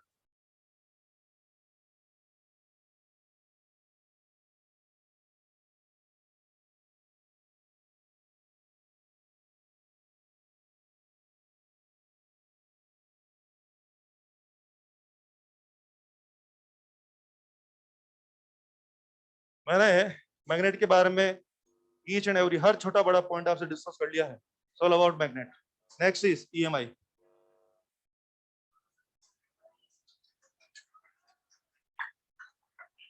और EMI, electromagnetic induction, EMI. बहुत ही सुंदर टॉपिक, बहुत ही आसान टॉपिक, एकदम खेल जैसा, पढ़ाई वढ़ाई की बात ही नहीं होगी।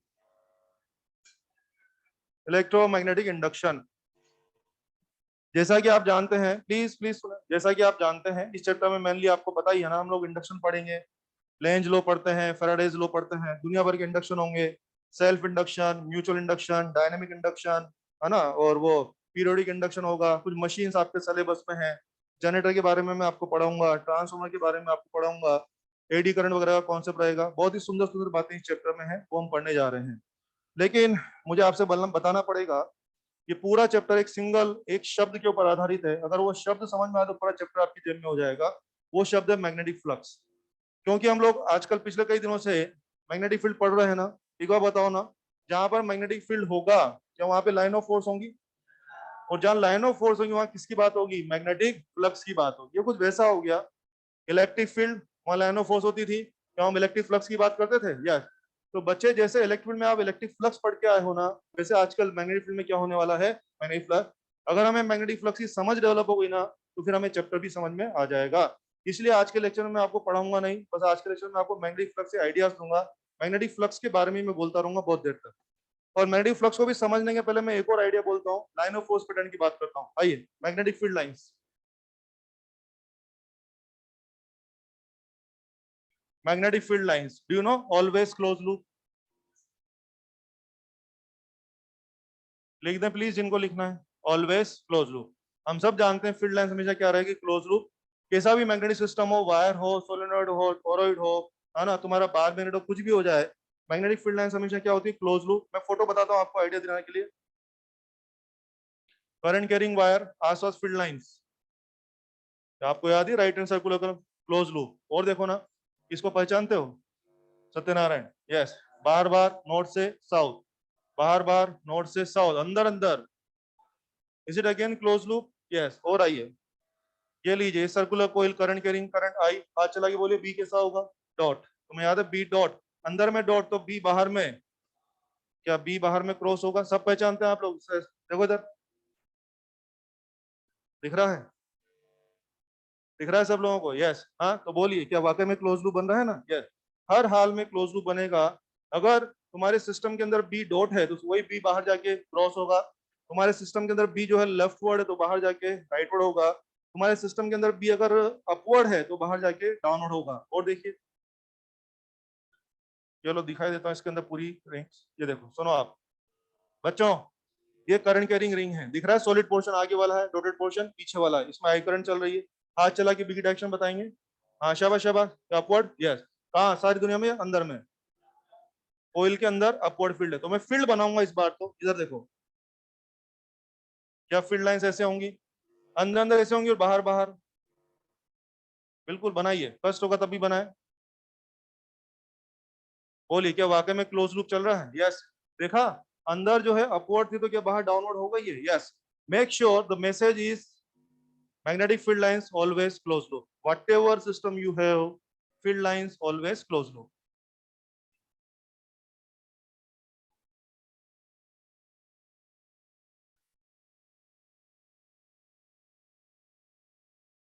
अभी शुरू करने जा रहे हैं मैग्नेटिक फ्लक्स।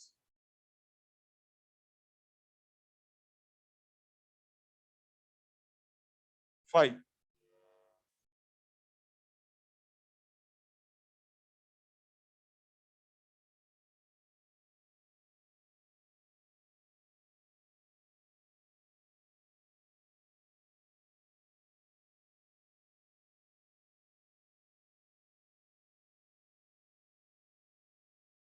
लिखें क्या होता है magnetic flux? It is number of field lines passing through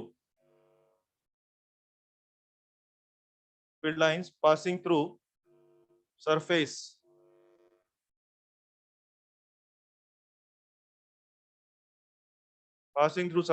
placed normally मतलब perpendicular, placed normally in magnetic field,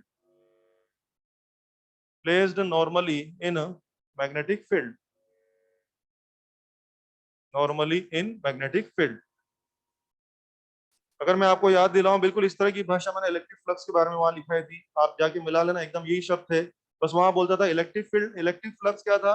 electric field में कोई सरफेस से गुजरने वाली लाइंस, और यहाँ क्या बोल दिया? मैग्नेटिक फील्ड में सरफेस से गुजरने वाली लाइंस। अब जरा इसका मीनिंग समझाता हूँ, सुनिए। लिख दिया सब लोगों ने? इधर आ जाइए। जैसे मान लीजिए ये दीवार से वो दीवार की तरफ खूब सारी रेस जा रही है, खूब सारी लाइन ऑफ फोर्स जा रही है, इमेजिन कर लो ना, है ना, बहुत सारी रेस जा रही है, हजारों रेस जा रही है। रेस के रास्ते मैंने कोई सरफेस को रख दिया, ये रहा सरफेस। अगर मैंने रेस के रास्ते में सरफेस को रख दिया तो क्या होगा?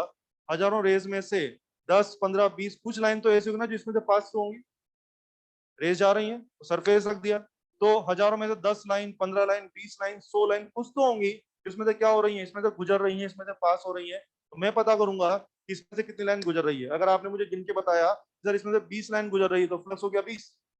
अगर आपने मुझे काउंट करके बोला कि सर इसमें 10 लाइन गुजर रही है, अच्छा 10 लाइन गुजर रही है इसमें से, फ्लक्स हो गया 10। आपने बोला सर इसमें तो एक भी लाइन नहीं गुजर रही है, एक भी लाइन नहीं गुजर रही, तो फ्लक्स हो गया 0।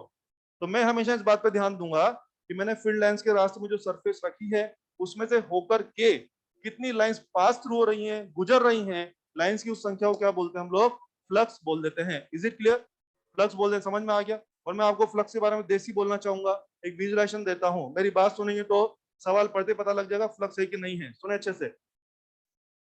मान लो अभी 20 लाइन गुजर रही है, ठीक है, फ्लक्स कितना हो गया? 20। ईमानदारी से बताओ, सरफेस को यूं करता हूँ, 20 लाइन या कम हो जाएगी? और कम हो जाएगी, 15 हो गई, 10 हो गई, और यूं कर दिया 0। कारण समझते हैं ना? या सही लाइन यूं और यूं निकल जाएगी ना, सही लाइन यूं और यूं निकल जाएगी, आई थिंक यूं और यूं निकल गई। ध्यान दीजिए, फ्लक्स में हम उस लाइन को गिनते हैं जो कि इसकी सरफेस के आर पार गुजरे, मतलब एक तरफ से घुस के दूसरी तरफ निकले। तो क्या मैं कहता हूँ फ्लक्स इज ऑल अबाउट आर पार? फ्लक्स इज ऑल अबाउट आर पार। जो आर पार है वो फ्लक्स है। तो देखो देखो, अभी कुछ आर पार है तो फ्लक्स है, क्या अभी भी कुछ आर पार है? फ्लक्स है। अभी भी कुछ आर पार है, फ्लक्स है। और ये क्या है? आर पार की अगल बगल, ये अगल एंड बगल। मेक श्योर अगल बगल is not flux. whatever is अगल बगल that is not flux, and whatever is आर पार is flux। तो देसी में याद कर लो, फ्लक्स इज ऑल अबाउट आर पार। अगर आर पार है तो फ्लक्स है, अगर आपको लगता है आर पार इसमें कुछ भी नहीं जा रहा है तो आप बोल दीजिए फ्लक्स 0 है। मेक श्योर आर पार फ्लक्स बनाएगा, जो भी अगल बगल है वो फ्लक्स में काउंट नहीं होता है। फ्लक्स इज ऑल अबाउट आर पार। और अब मैं आता हूं जरा गणित पे।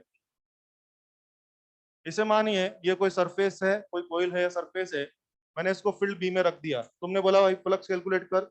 आप सब जानते हैं फ्लक्स का सरफेस का एरिया वेक्टर कैसा होगा? Normal to surface, let this angle is theta. तो आप सब जानते हैं वहां फ्लक्स का फॉर्मूला था ई डॉट ए। क्या बी डॉट ए? क्या बी ए कॉस थीटा? तो क्या मैं कह दूं flux is N B A cos theta. मेरे कहने से सिर्फ एक फॉर्मूला याद करिए, मजे करा दूंगा आप लोगों को। एक ही फॉर्मूला याद करिए, NBA cos थीटा। बोलना बहुत सारा पड़ता है, सिर्फ एक फॉर्मूला पे फोकस करिए, फ्लक्स NBA cos थीटा।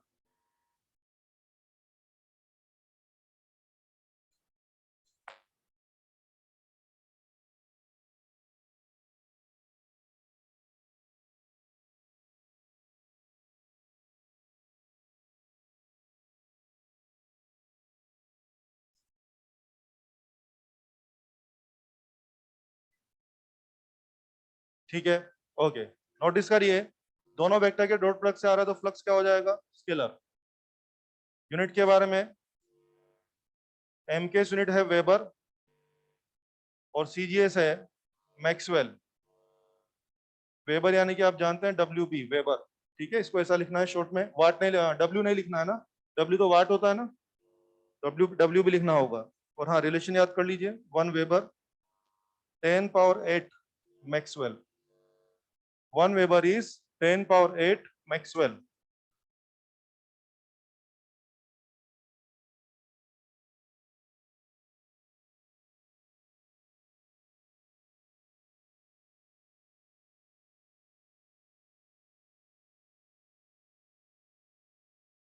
ये फ्लक्स की बेसिक जानकारी है और मैंने इसमें आपको नया कुछ भी नहीं बताया, मुझे लगता है सबको ही आता होगा।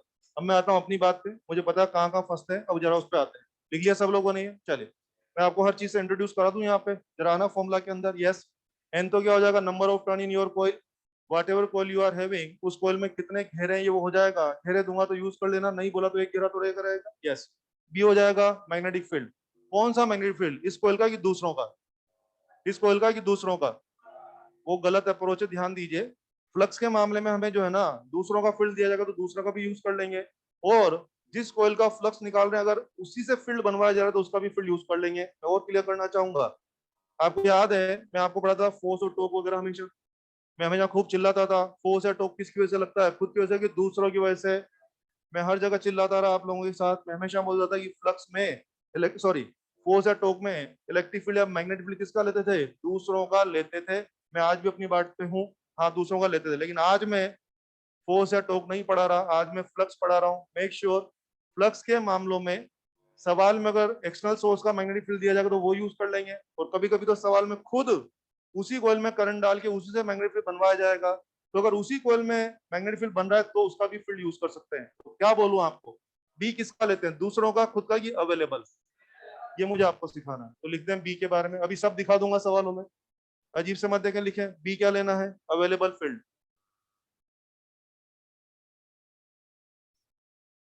क्या मेरे शब्द समझ में आ रहे हैं? अवेलेबल फील्ड का मतलब क्या हो गया, कोई सवाल में वो दूसरों का फील्ड देगा तो वो ले लूंगा, और कोई कोई सवाल में वो क्या करेगा, जिस कोयल का फ्लक्स पूछ रहा है ना उसी में करंट डाल के बी भी उसी से बनवा लेगा, कोई बात नहीं। क्या उसका भी बी लिया जा सकता है? यस। और मैंने आज तक ऐसा कोई सवाल नहीं देखा जिसमें एक्सटर्नल फील्ड भी दिया हो और खुद उससे भी फील्ड बन रहा हो, फिर भी अगर कोई मुझे पूछेगा सर दोनों फील्ड तो फिर क्या करेंगे, सुपर पोजिशन करेंगे। यस, सुपर पोजिशन करके नेट फील्ड निकाल लेंगे, उसको फिर यहाँ पर इस्तेमाल किया जाएगा। फाइनल हो गया है, फील्ड किसका लेते हैं, दूसरों का, खुद का, या अवेलेबल? चिंता नहीं करें, अभी सवालों में बार बार जगह जगह बोलता रहूंगा और आपसे ही पूछता रहूंगा, ये बात पक्की करनी है मुझे आपसे, ठीक है? एक बात, दूसरी बात और आई है, ए क्या था, एरिया वेक्टर। बच्चों किसी भी सरफेस का एरिया वेक्टर कहाँ लेते हैं, क्या सरफेस से नॉर्मल, सरफेस से नॉर्मल। अब आप लोग मत खराब करने, इधर आओ जरा। सरफेस से नॉर्मल आपने ये लिया, नॉर्मल तो ये भी तो होता है ना, ये लिया क्योंकि ये थीटा यहाँ पे है, ये एक्यूट एंगल बन रहा है, और ये लेते हो क्या, ऑब्ट्यूज बनता। इधर आइए, कोसाइन एक्यूट एंगल होता है पॉजिटिव, कोसाइन एक्यूट एंगल होता है पॉजिटिव, कोसाइन ऑब्ट्यूज एंगल होता है नेगेटिव। मेरे को नेगेटिव के लफड़े नहीं चाहिए, फाइनल करें। आज के बाद जब भी आप किसी सवाल में, अभी मैं करवाऊंगा आपसे, जब भी आप किसी सवाल में एरिया वेक्टर डिसाइड करोगे तो ध्यान रखना, किसी भी कॉइल का एरिया वेक्टर की दो चॉइस हैं, या तो यूं या तो यूं। अब आप वो चॉइस लोगे जो कि उस सवाल में अवेलेबल बी से छोटा एंगल बनाए, उस सवाल में अवेलेबल बी से छोटा एंगल बनाए। बोलिए इस पर्टिकुलर फोटो में क्या लेना चाहिए था, ये नीचे वाला या ऊपर वाला? ये, दैट इज द मीनिंग। तो लिखो ना, ए लिखो, normal to surface, normal to surface and making small angle, making small लिख दो, एक्यूट एंगल लिख दो, मेकिंग स्मॉल एंगल या acute angle with available B, with available B. ये मैंने अपनी बातें नोटिस कराई है आप लोगों को। चलिए इन बातों को मैं एक छोटे से एग्जांपल में दिखाता हूँ। गुणा भाग नहीं करवाना, मुझे बस इमेजिनेशन आपको देना है। सुने, दो सवाल करते हैं इन एक्सटर्नल बी। ये देखो ना, पहला क्या ले रहा हूँ, एक्सटर्नल बी में मैं किसी कोल को रखने जा रहा हूँ और दो कोल को रख रहा हूँ। ध्यान दें,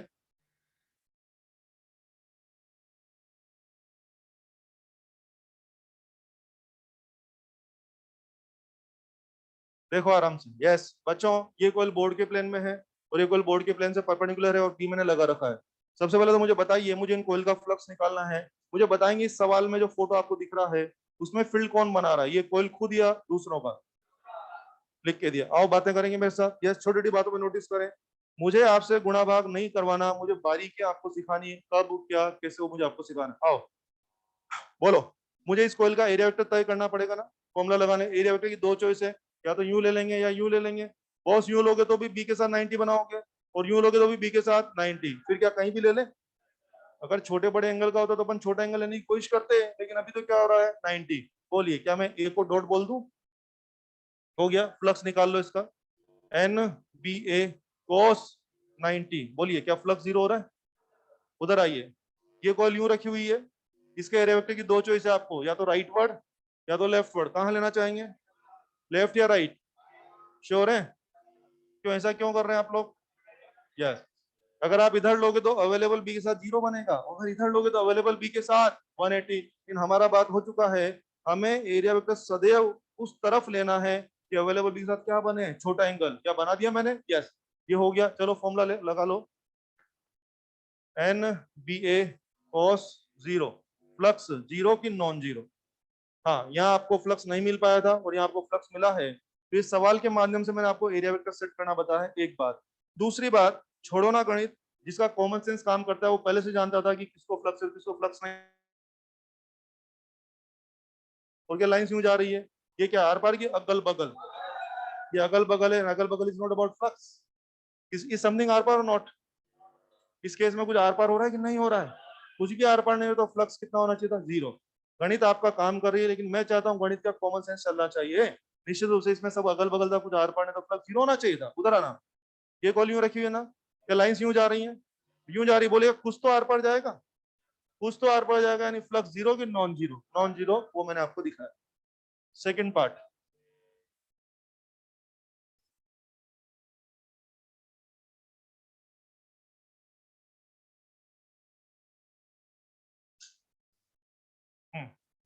सेकंड पार्ट वापस से मैंने दो कोयल आपको दिखा रखी हैं और दोनों ही करंट कैरिंग कोयल और मैं फ्लक्स की तैयारियां करना चाह रहा हूँ। यस, दोनों करंट कैरिंग कोयल, फ्लक्स तैयारियां, दोनों अलग अलग सवाल हैं बेसिकली। आओ मेरी हेल्प करो आप लोग। पहली कोयल पे आइए, मैं इस कोयल का फ्लक्स निकालने की कोशिश कर रहा हूँ और ये कोयल है करंट कैरिंग कोयल है, करंट कैरिंग कोयल। और यहाँ पे बच्चा सवाल पूछ सकता है, भाई साहब बी तो दिया नहीं है तो फिर फ्लक्स कैसा? अरे क्या ये खुद माहौल बना लेगी? यस। क्या आप मुझे इसके बी की डायरेक्शन दे सकते हैं? बाम, बाम, कुछ याद आ रहा है? बाम। बोलो, क्या बी डॉट और क्या A B dot? B dot और ए बी डॉट, क्या फ्लक्स ले लू मैं इसका? N B A cos zero, क्या फ्लक्स की वैल्यू नॉन जीरो? फ्लक्स मिल रहा है ना इसको, बहुत अच्छी बात है। उधर आइए, क्या उसके बाम की डायरेक्शन देंगे? याद आया कुछ? किसी भी गोल के बारे में बहुत चला था, बाम। क्या फ्लक्स निकाल लें इसका? N B A cos zero, flux zero की नॉन जीरो? ये हमारे पास जानकारी आई है। तो आप देखो कितनी अच्छी बातें हो रही है। अब जरा मैं थोड़े शब्दों पे आता हूँ, बहुत सारा बोलता हूँ, सुनो आप। इन सवालों में कैलकुलेशन नहीं कराना मुझे, ये समझ में आ गया सब लोगों को? अब थोड़ी थोड़ी बातें करते हैं। यहाँ पर क्या हुआ, हमने कोयल का फ्लक्स निकाला था, कोयल दूसरों की फील्ड में रखी हुई थी। यहाँ पर कोयल दूसरों की फील्ड में कि खुद के फील्ड में? इसका मतलब बोलिए, किसी कोयल का फ्लक्स निकालने के लिए किसका फील्ड यूज करते हैं, दूसरों का, खुद का, या अवेलेबल? अगर दूसरों का फील्ड दोगे तो वो लगा लूंगा, खुद उससे बनवाओगे तो वो लगा लूंगा। इसलिए मैं प्रॉपर शब्द बोलना चाह रहा हूँ, अवेलेबल फील्ड को मैं इस्तेमाल करूंगा। और किसी किसी को लगता है कि यार अवेलेबल फील्ड ऐसे क्यों ले लिया, मैं तो आपको पहले स्टेप पे बोल चुका हूँ। इधर आओ, इधर आना जरा, फोटो प्लीज। इस कोयल ने माहौल बनाया। बोलिए, क्या इस कोयल में से लाइन आर पार हो रही है? कितनी लाइन गुजरेगी? चार लाइन। तो बोल दो इस कोयल का फ्लक्स जीरो की चार। और ये किसके माहौल में बैठी है, दूसरों के खुद के माहौल में? बोलो बोलो, क्या खुद के माहौल की वजह से भी फ्लक्स हो सकता है? यस। तो बच्चे मुझे क्लियर करना है। एक्चुअली मैं फोर्स और टॉक पढ़ाता था ना आप लोगों को, तो मैं बहुत चिल्लाता था हमेशा कि फोर्स टॉक में माहौल दूसरों का लो, तो वो इंप्रेशन लेके बच्चे यहाँ आ जाते हैं और फिर गलतियां करते हैं, जैसा कि आपने बोला भी था बी एक्सटर्नल लेंगे। मुझे सिखाना है फ्लक्स में बी सवाल में जो अवेलेबल कराएंगे वो आपको लेना है, चाहे वो दूसरों वालों का हो चाहे वो खुद का हो, ये करना पड़ेगा।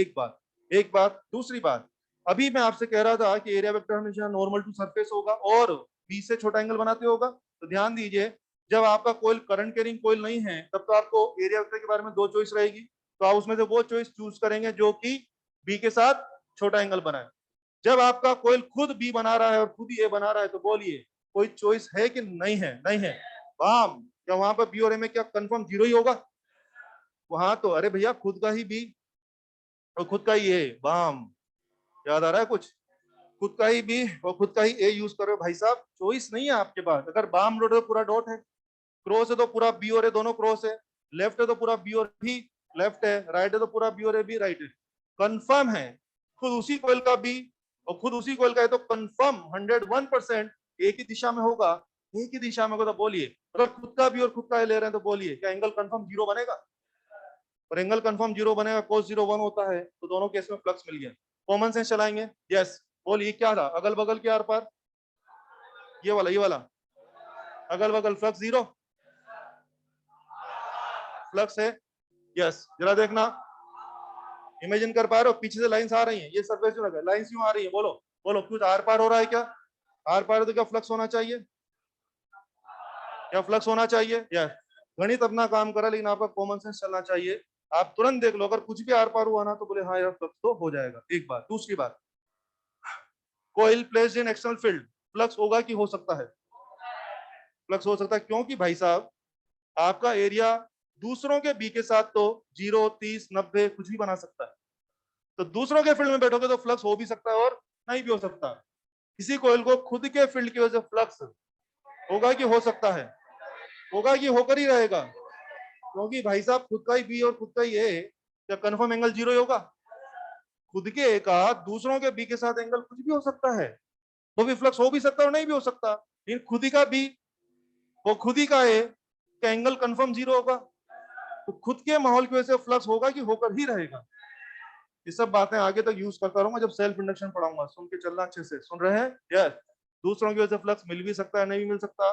खुद की वजह से फ्लक्स 101% मिलेगा, कोई रोक नहीं सकता है। अगला सवाल। आई थिंक मेरी बातें थोड़ी थोड़ी समझ में आ रही होंगी आप लोगों को, समझ में आ रही? मैसेज क्लियर है? ठीक है, ये हो गया मैसेज। मैसेज मैसेज बहुत हुआ, अब खेलते हैं थोड़ा सा, सवाल शुरू करते हैं। लिखें, अ कोयल, अ कोयल 1000 टर्न्स, 1000 घेरे, 1000 turn, area 50 centimetre square, area 50 centimetre square, placed in field so tesla, placed in field so tesla where field is making 30 degree, field is making 30 degree, 30 degree, 30 degree with coil, 30 degree with coil, calculate flux. बिल्कुल basic formula पे सवाल लिया है, कोई चालाकी नहीं है, formula लगा दीजिए और आंसर ले आइए। 250 क्या किलोमीटर है ये? वो क्या? वेबर, बहुत बढ़िया, आप सही है, 250 वेबर। आंसर लाए सभी। एनबीए कोस्टा लगाना है। एन कितना है? 1000। बी कितना है? 100 टेस्ला। एरिया कितना है? 50 सेंटीमीटर स्क्वायर। सेंटीमीटर स्क्वायर के लिए -4 लगाना पड़ेगा ना, इंटू कोस 30 या 60। हाँ मैंने 30 लिखा, लेकिन आप क्या ले रहे हैं? 60। आराम से सोल्व करके देख लीजिए, एकदम फर्स्ट क्लास आंसर आ रहा है, 250 वेबर।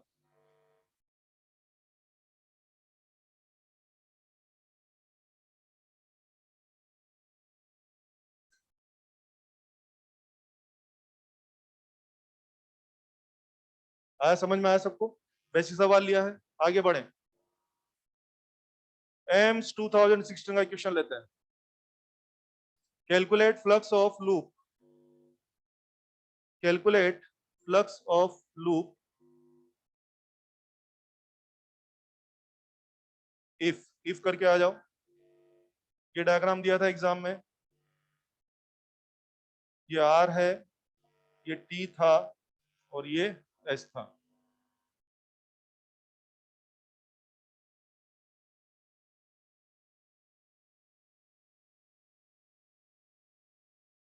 हाँ जी, अब वो मुझे आंसर नहीं लाना, जो मैं पूछूंगा उसका जवाब चाहिए।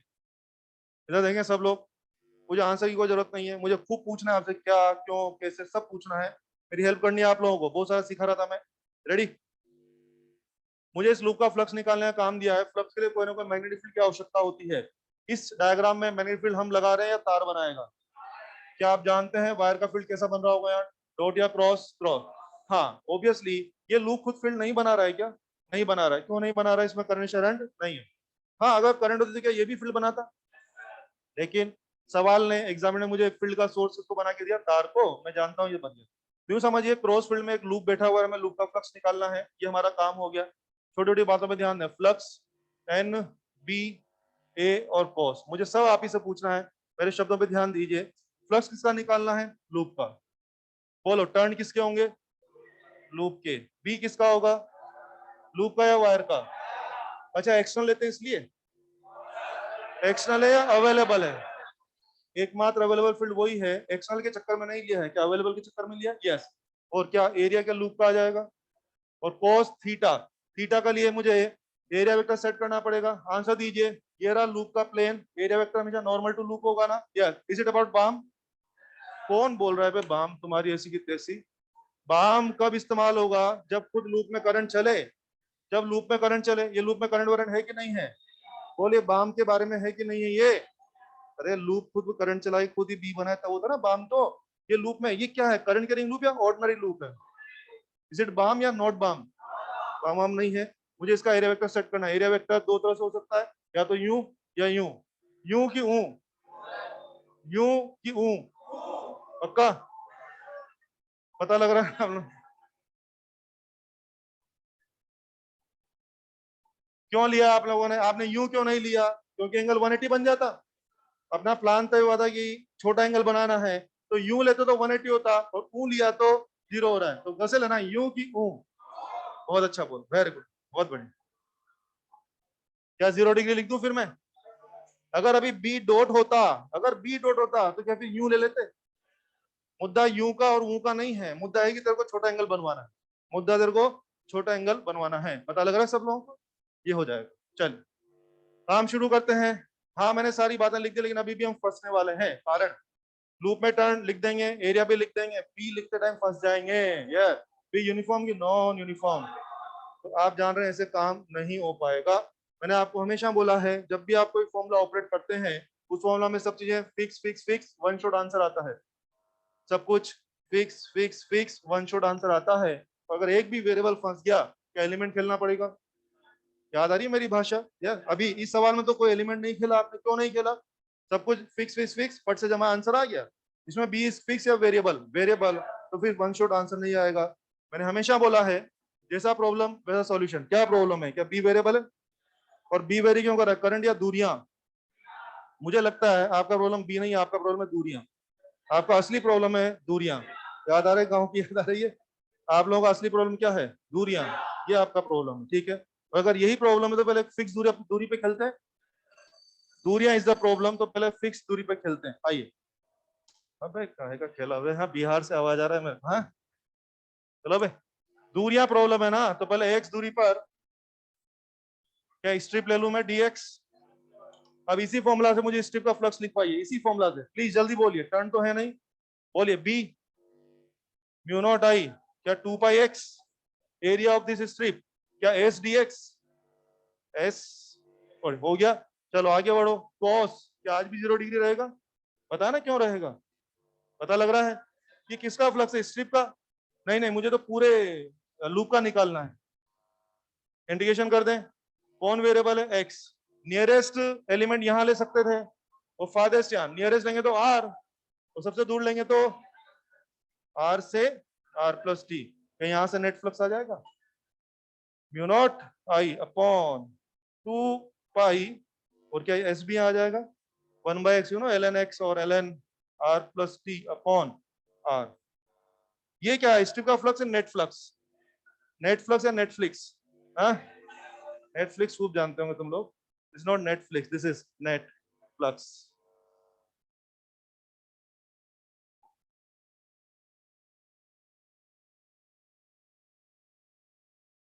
क्या समझ में आया क्या ये? और हाँ, एग्जाम में सवाल नहीं था कि नेटफ्लिक्स क्या होगा, एग्जाम में सवाल था कि नेटफ्लिक्स का एस के साथ क्या रिलेशन है। बोलिए क्या दिख रहा है, क्या 5 प्रोपोर्शनल टू एस? एग्जाम का final answer 5 proportional to S.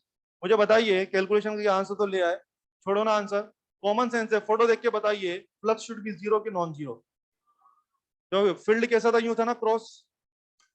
सोचो ये लूप रखा हुआ है, इधर से हजारों रेज आ रही है, क्या कुछ तो आर पार होगा ना। मैं चाहता हूँ कॉमन सेंस देखो ना। जैसे मान लो आप लोग इधर तो खूब सारे एरोज आ रही है ना, वो निशाना वगैरह लगाते हैं ना शूटिंग वगैरह करते हैं। मान लो इधर से बहुत सारी बुलेट्स या एरोज आ रहे हैं, ठीक है, बोर्ड पे, यहाँ इस पे निशाना मारना है मान लो, तो क्या होगा, हजारों आएंगे तो क्या होगा, यहाँ यहाँ घुस जाएंगे, क्या दो चार तो यहाँ भी जाएंगे ना। बोलिए कुछ आर पार होगा कि नहीं होगा? होगा। इफ समथिंग इज आर पार, फ्लक्स इज देयर। तो फोटो देखते आपको पता लगना चाहिए था कि फ्लक्स शुड बी जीरो की नॉन जीरो। लूप फील्ड यूं आ रहा है तो definitely some flux is there. Flux हमने कैलकुलेट कर लिया, मगर मुझे पहले से पता था फ्लक्स डेफिनेटली नॉन जीरो आना ही चाहिए था। क्लियर है? ये फ्लक्स का बेसिक था। फ्लक्स का मामला खत्म नहीं हुआ है, फ्लक्स के बारे में और भी बहुत सारा बोलूंगा अगली क्लास में। धन्यवाद, थैंक यू।